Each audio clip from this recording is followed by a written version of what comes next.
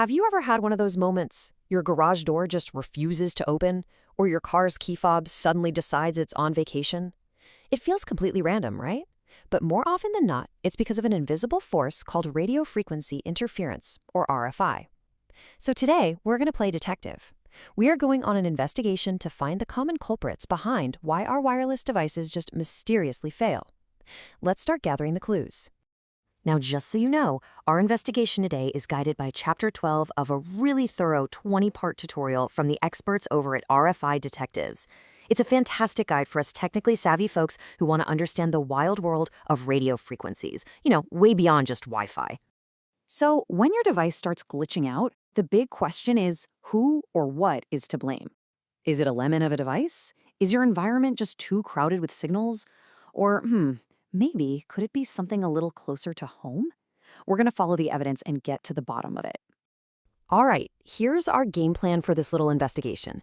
First, we'll look for flaws that happen right in the factory. Then, we're going to dive into the chaos of the environment.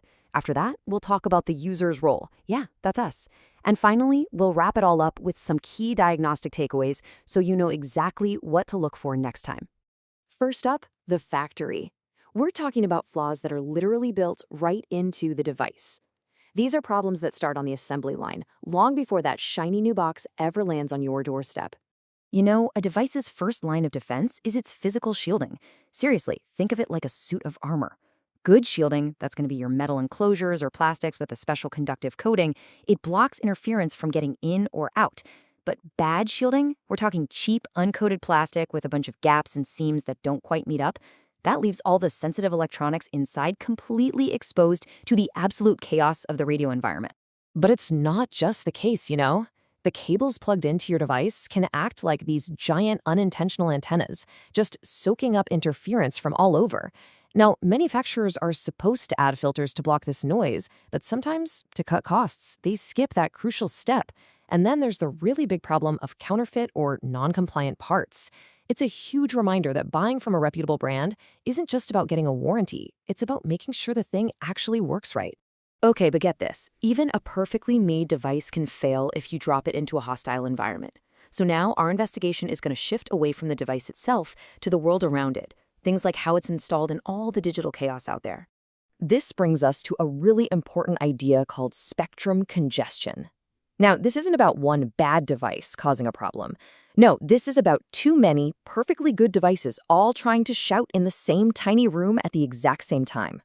Just think about the 2.4 gigahertz band for a second. That's where your Wi-Fi lives, but it's also where your Bluetooth speaker, your baby monitor, and even your microwave are all trying to operate. It becomes this massive digital traffic jam right in your own home.